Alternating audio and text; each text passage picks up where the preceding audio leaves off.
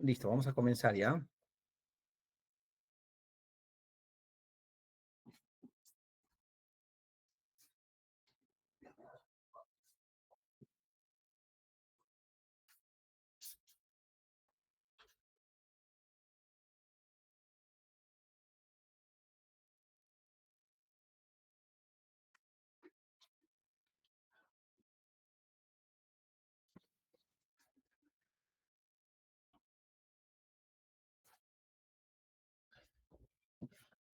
Bien, con las disculpas del caso, vamos a empezar o continuar las clases de fisiología. Ya el delegado les debe haber comunicado el motivo y también la reprogramación de las clases, ¿ya? Esta semana vamos a darle duro para recuperar todo lo que nos falta. El día de hoy vamos a hacer una clase que corresponde a la digestión y absorción de nutrientes, parte fundamental de la función específica que cumple el sistema digestivo. Miren, normalmente cuando uno ingiere alimentos, la mayor parte de estos están compuestos por los tres elementos básicos y fundamentales de los nutrientes, que son los hidratos de carbono, las proteínas y los lípidos, ¿ya? Esa es una de las condiciones, digamos, elementales y básicas de lo que ocurre con eh, el- la digestión fundamentalmente de los alimentos. En ese punto, se ha centrado bastante interés en lo que corresponde al metabolismo de los carbohidratos o hidratos de carbono, como ustedes quieran llamar, ¿sí? Y eso implica claramente uno de los principales elementos de los cuales se va a obtener el nutriente elemental, que es la glucosa. Y esta glucosa ingresar también al ciclo celular, produciéndose el ciclo de Krebs, y que contribuye fundamentalmente a la producción de la moneda energética, que es el ATP. ¿Listo? Pero ¿cómo llega a este proceso de obtener una molécula elemental como la glucosa? Lo hace mediante la hidrólisis de los famosos hidratos de carbono. ¿Listo? La mayor parte de hidratos de carbono están fundamentalmente,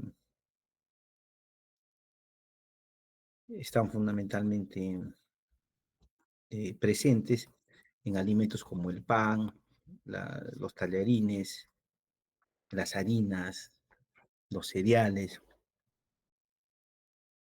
y algunos compuestos que pertenecen a las frutas.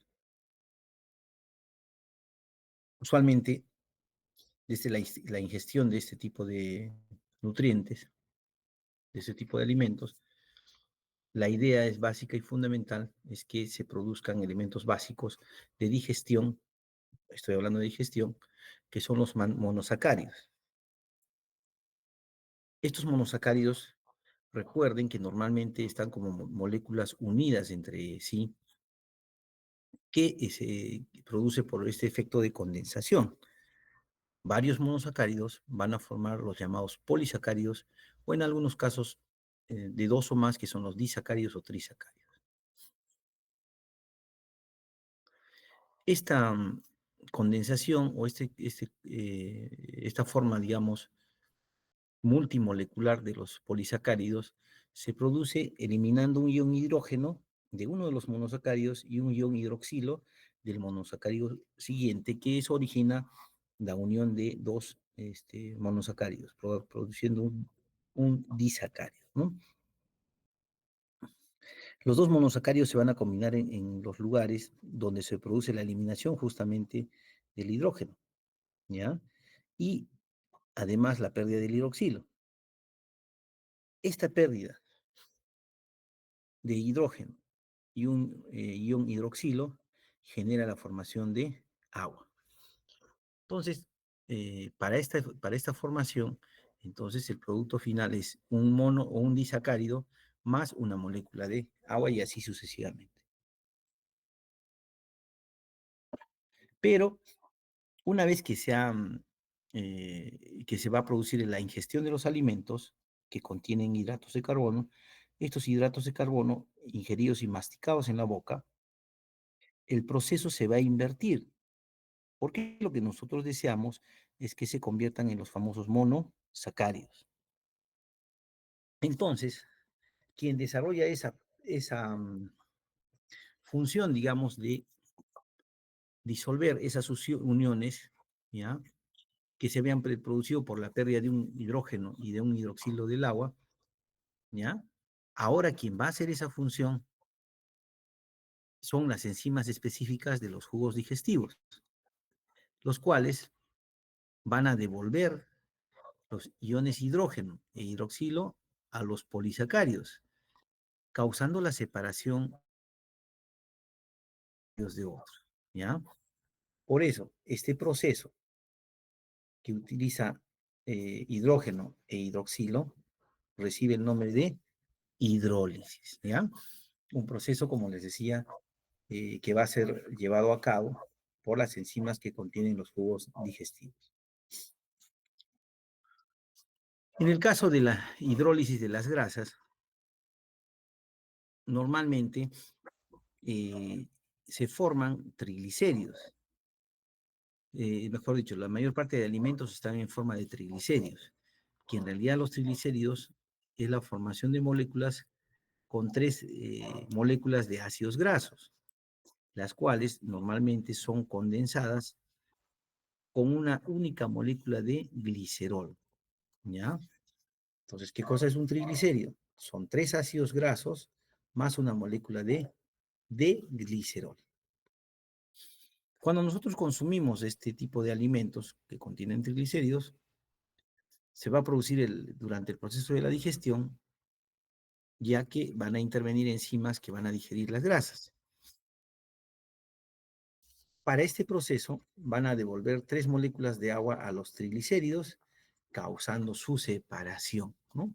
Su separación. En el caso de los hidratos de carbono era agregando un ion hidrógeno y un hidroxilo, ¿no? Pero en este caso, para el hidrólisis de las grasas, se van a devolver tres moléculas de agua a los triglicéridos, que va a originar su separación. Y por este motivo, también una vez separados las tres moléculas de triglicéridos, ya vamos a tener moléculas de ácidos grasos libres y de un glicerol como resultado final. ¿Qué pasa en la hidrólisis de las proteínas? En el caso de las proteínas, recuerden que estas están en las carnes rojas, la proteína magra, en la leche, en el huevo, ¿no? Fundamentalmente en la mantequilla, ¿ya? Y que nosotros sabemos de que las proteínas están conformadas fundamentalmente por cadenas de aminoácidos y en cambio ellas se unen mediante enlaces peptídicos. Cuando se forman las proteínas, cuando se unen los aminoácidos, se produce la eliminación de un ion hidroxilo de un aminoácido y un ion de hidrógeno del aminoácido siguiente. Esto produce una carboxilación de las proteínas y entonces los aminoácidos se van uniendo entre sí y progresivamente se van uniendo mediante este proceso, ya donde se elimina un ion hidroxilo y se agrega un ion hidrógeno del siguiente, ¿no? Este proceso, durante la formación de los aminoácidos, se produce también por condensación. Pero cuando nosotros ingerimos y digerimos las proteínas, se va a producir también un proceso de hidrólisis que genera justamente la partición de los aminoácidos en aminoácidos básicos y elementales. Veamos entonces, en primer lugar, qué es lo que pasa con los hidratos de carbono. Una vez ingeridos los hidratos de carbono, por el proceso de la masticación, el proceso inicial, digamos, de la digestión de los hidratos de carbono, usualmente lo primero que va a producirse es que eh, mediante el proceso de la masticación se va a tratar de dividir algunos de los elementos básicos de los hidratos de carbono. Esos elementos básicos o compuestos de polisacáridos vamos a tener fundamentalmente de tres tipos. Primero, hidratos de carbono que corresponden a la sacarosa. ¿Y qué cosa es la sacarosa?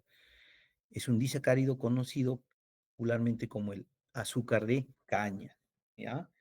El azúcar de caña es justamente conocido como el polisacárido o disacárido de sacarosa. Tenemos el otro tipo que es la lactosa, que en realidad es un disacárido de la leche. Y finalmente tenemos los almidones, y en este caso los almidones son grandes polisacáridos, múltiples polisacáridos que están presentes en casi todos los alimentos de origen no animal, como las papas y los distintos cereales. ¿Ok?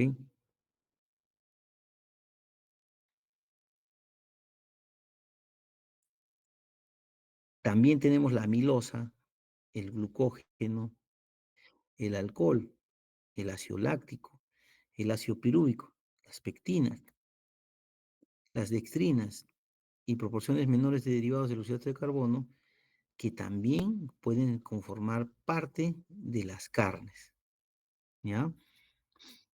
Y en el caso de los vegetales se conocen como la celulosa.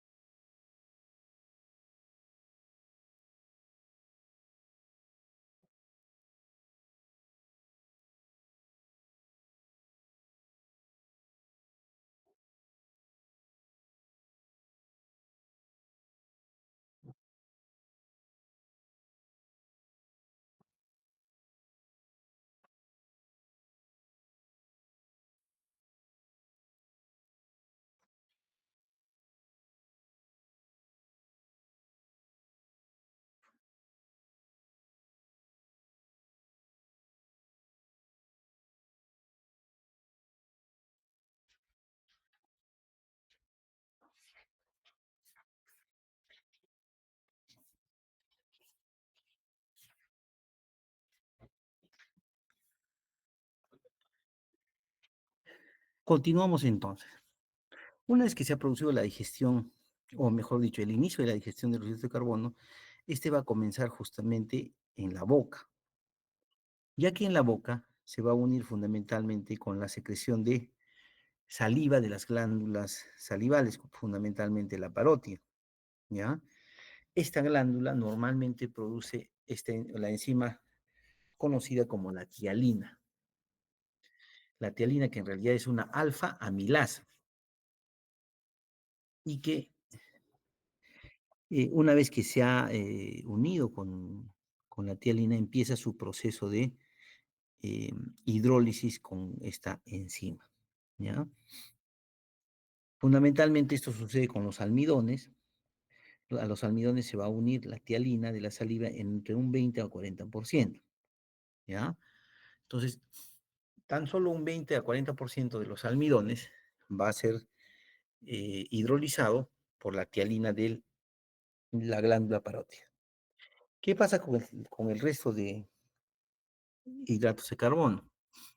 Estos finalmente van a ser hidrolizados por la amilasa pancreática, que más o menos representa entre un 50 y 80% del proceso de la digestión de los almidones. Una vez ejecutada esta acción, los almidones hidrolizados van a generar maltosa y algunos polímeros de 3 hasta 9 moléculas de glucosa. Después ya en el estómago y en el intestino, fundamentalmente, en el intestino, por efecto de otra enzima que es la maltasa y alfa-dextrinasa, van a generar la ruptura de la hidrólisis de más de estas moléculas, de estos polisacáridos menores, a su forma elemental, que es la glucosa. El grupo de polisacáridos o disacáridos que provienen de la leche, que es la lactosa, esta también en el intestino, ya no en la boca, sino en el intestino, va a ser hidrolizado por la famosa lactasa. La lactasa va a generar la producción de galactosa y finalmente la galactosa convertirse en una molécula de fructosa y una molécula de glucosa. El otro grupo de carbohidratos de carbono corresponde a los que contienen sacarosa. Esta sacarosa en el intestino es sujeto de la acción de la sacarasa, la cual va a convertir la sacarosa en moléculas de fructosa. Durante el pasaje en el intestino, en la segunda porción del duodeno, por efecto justamente de los jugos pancreáticos, los cuales van a contener esta enzima que es la amilasa pancreática. Esta enzima también es una alfa amilasa que va a ser varias veces más potente que la tialina y empieza a digerir entre 15 y 30 minutos una vez ingerido los hidratos de carbono. Antes de abandonar el duodeno y la porción proximal del yeyuno, los hidratos de carbono, por lo tanto, ya se han convertido en polímeros o moléculas más pequeñas, como por ejemplo la maltasa y la lactosa, o también en polímeros muy pequeños de glucosa. Ya finalmente en el yeyuno e ilion vamos a encontrar formaciones de disacáridos y pequeños polímeros de glucosa, los cuales tienen que también ser hidrolizados y convertirse en monosacáridos, pero ya por efecto de las enzimas del epitelio intestinal. En el borde del cepillo, en las famosas criptas de Lieberkühn, nosotros vamos a contener enzimas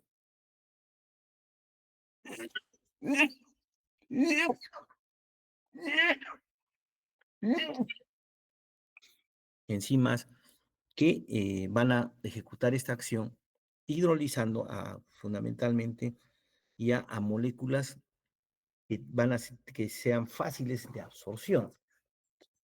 Por ejemplo, ya en el intestino vamos a tener lactasa, sacarasa,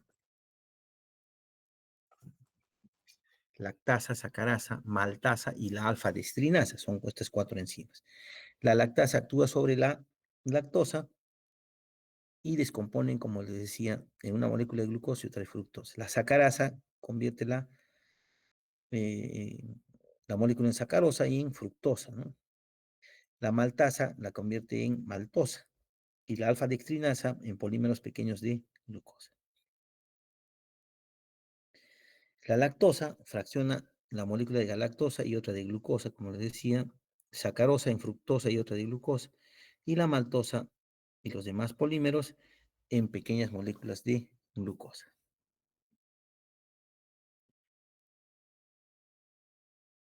En el caso de las proteínas, en la digestión de las proteínas, normalmente estas están compuestas por largas cadenas de aminoácidos, los cuales, como hemos dicho, se unen por enlaces peptídicos. ¿Dónde normalmente se encuentran las proteínas? Fíjense ustedes, 49% contiene la espinaca, 40% el coliflor, 24% el pepino, el tomate 18%, los champiñones 38%, el pimentón 22%, la carne, miren, no tiene mucho contenido de proteínas, tiene 26%, el pollo tiene 23%, huevos tan solo 12%, ¿ya? Por eso es que ahora la idea es que debemos consumir entre 2 y 3 huevos por día, ¿no? Esa es más o menos la idea. Si queremos igualar un, un porcentaje mayor de proteínas que los vegetales. El brócoli, miren, 45%, perejil 34%, repollo 22%. La espinaca en realidad tiene bastante proteína.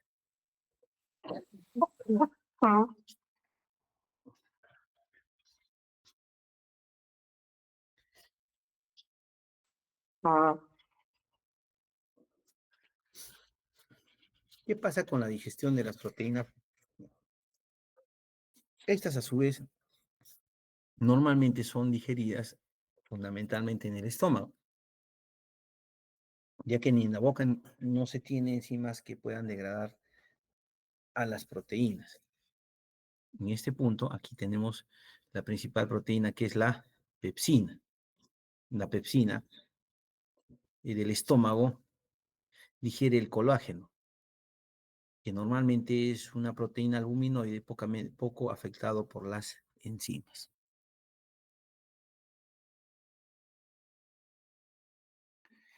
Del 10 al 20% del proceso total de conversión de las proteínas lo va a hacer la pepsina, ¿ya? La cual la pepsina es una proteína que puede ejecutar su acción a pHs bajos, de 2 hasta 5, ¿no?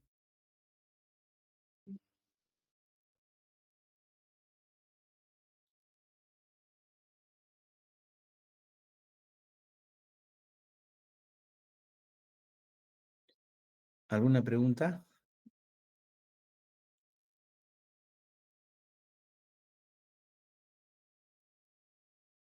Hola. No, doctor. No, doctor. No, Ah, doctor. perfecto. Pensé que se habían ido de la clase. Gracias a la pepsina, las proteínas van a formar tres tipos de, eh, digamos, moléculas intermedias, que son las proteosas, las peptonas y los polipéptidos. Una vez que ya pasan al estómago y de ahí al intestino, ¿sí? En el intestino ya vamos a tener actividad de las enzimas tripsina, quimotripsina, las carboxipolipeptidasas y las proelastasas, las cuales van a ejecutar es como sustrato a las proteosas, peptonas y polipéptidos, convirtiéndolos en polipéptidos y en aminoácidos básicos. Estos pequeños polipéptidos finalmente son en, en la superficie de absorción intestinal, en las criptas, son ejecutadas como sustrato por las peptidasas, generalmente produciendo ya los aminoácidos elementales. Por lo tanto, la mayor parte de la digestión de las proteínas es producto de la acción de las enzimas proteolíticas, fundamentalmente pancreáticas, ¿ya? Este proceso se ejecuta en la parte proximal del intestino delgado, en el duodeno y en el yeyuno. Aquí vamos a encontrar tripsina y la quimotripsina. Estas van a separar las moléculas proteicas en pequeños polipéptidos. La carboxipolipeptidasa va a atacar el extremo carboxilo de los polipéptidos y va a liberar los aminoácidos de uno en uno. La proelastasa se convierte en una elastasa que va a digerir las fibras de elastina, que es la responsable de mantener la arquitectura fundamentalmente de las carnes.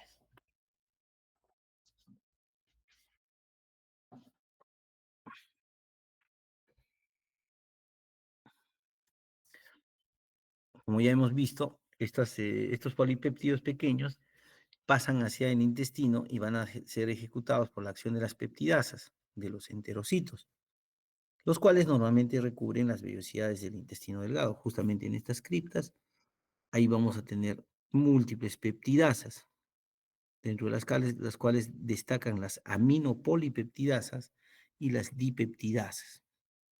Estas se encargan de la degradación de los grandes polipéptidos a tripéptidos, dipéptidos y los famosos aminoácidos. ¿Ok? Y finalmente, la digestión de los lípidos o grasas de los alimentos. Normalmente, como hemos mencionado, las grasas están en forma de triglicéridos en su forma neutra, pero también tenemos fosfolípidos, colesterol y ésteres de colesterol. Normalmente estos son componentes importantes de los alimentos de origen animal y en mucha menor medida en los de origen vegetal. La manteca, el cebo, el cacahuate, también está en la carne, en pollo, res, chancho y en el aguacate, ¿no? El cacahuate ya saben que es el maní y el aguacate es la palta, ¿no? Y algunas cremas también.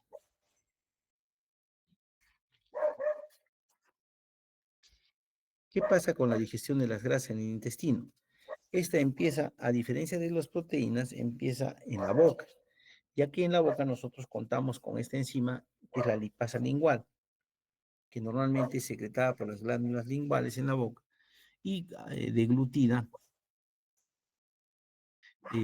la cual llega a una pequeña cantidad del estómago. Normalmente, pero después de ella, la digestión va a iniciarse a nivel del intestino delgado. En el intestino ya ocurre la primera etapa de la digestión, que es producida por la acción de los ácidos biliares y la lecitina. Este proceso se llama la emulsión de las grasas por los ácidos biliares. ¿Qué cosa es la emulsión de la grasa? La emulsión de la grasa es reducir el tamaño de sus glóbulos, de sus vesículas, con el fin de que las enzimas digestivas hidrosolubles puedan actuar sobre su superficie, porque normalmente ellas son hidrofóbicas, ¿no? Normalmente son hidrofóbicas. Entonces, para evitar ese problema, es que se requiere que las grasas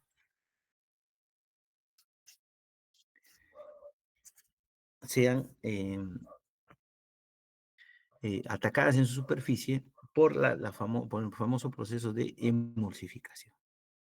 Este proceso de emulsificación de la grasa, como lo dice la figura, inicia fundamentalmente con el proceso de agitación dentro del estómago, donde se mezcla la grasa con los productos de la digestión gástrica. El segundo paso tiene lugar fundamentalmente en el duodeno, y este proceso depende fundamentalmente de la acción de la bilis. La acción de la bilis es muy importante porque son útiles para la emulsificación. Recuerden que la bilis no contiene enzimas digestivas, solamente contiene sales biliares.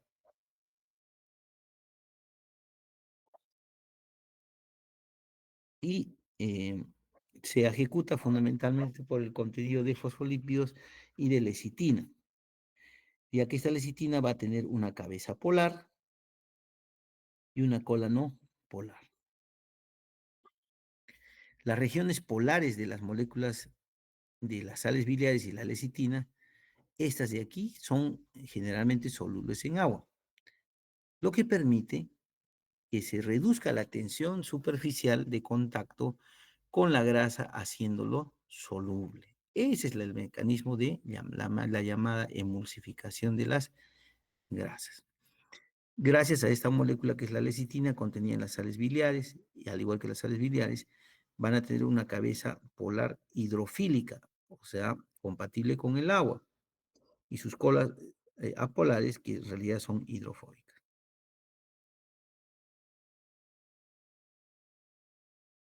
Ya que estas, por lo tanto, de la lecitina, por sus colas apolares hidrofóbicas, se van a unir y van a ser solubles en las grasas.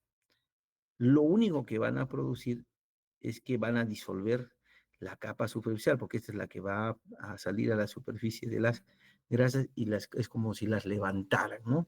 Las van a emulsificar. Por eso se llama el proceso de emulsificación de las grasas.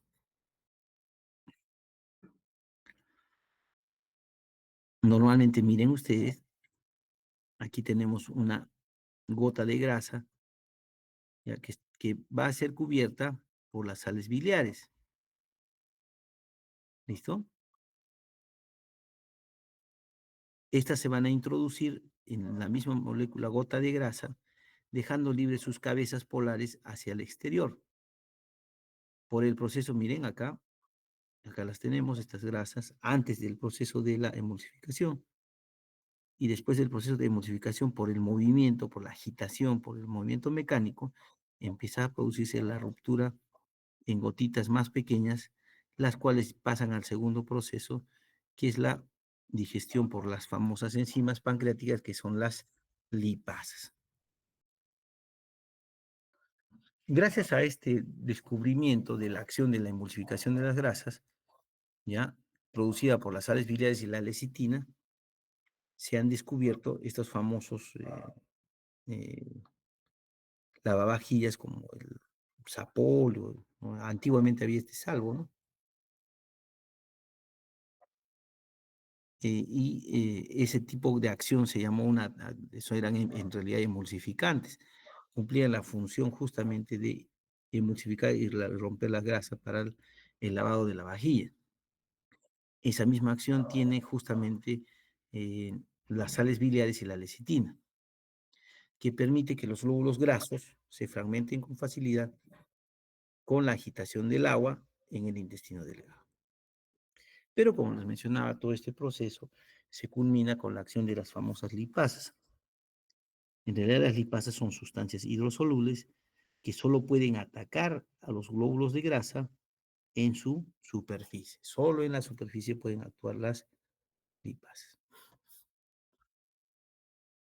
Una vez que se produce esto, se liberan los triglicéridos. Estos triglicéridos son digeridos fundamentalmente por la lipasa pancreática o por la lipasa intestinal. En el caso de la lipasa pancreática, esta es importante para la digestión de los triglicéridos, por lo que la lipasa se encuentra en grandes cantidades, en grandes concentraciones en el jugo pancreático.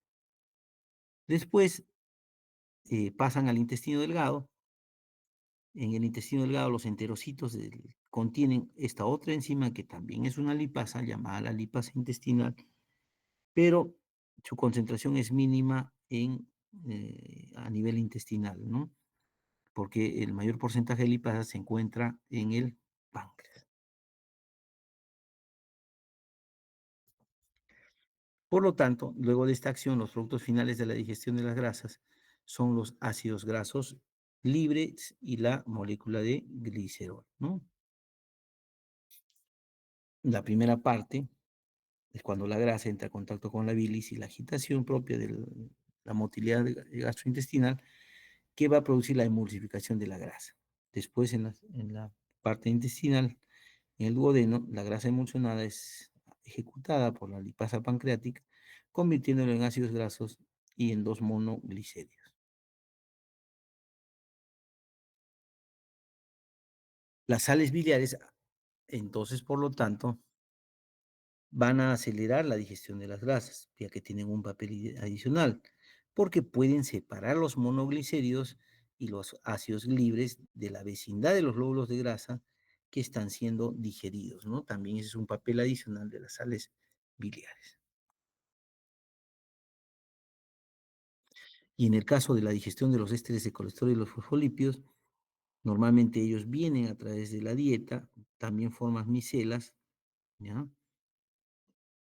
Se conoce que los ésteres de colesterol, por ejemplo, son combinaciones de colesterol libre con una molécula de ácido graso. Estas se van a hidrolizar por una hidrolasa de los ésteres de colesterol.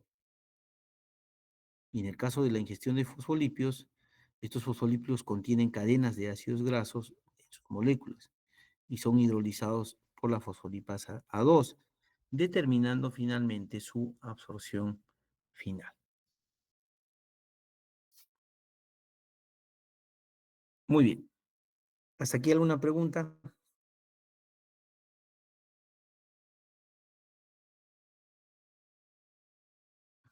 No, doctor. Muy bien. Entonces nos quedamos por hoy hasta aquí, Luis Fernando, ¿ya? Continuamos el miércoles, ¿no es cierto? Hemos quedado. Sí, miércoles 8 de la noche. Perfecto. ¿Listo? De 8 hasta las 9:30, ¿ya? Ya, doctor. Listo. Gracias por su atención. Nos vemos el miércoles. Solo, doctor, gracias. Hasta Luego. luego, doctor. Gracias. Hasta luego, doctor. Cuídese.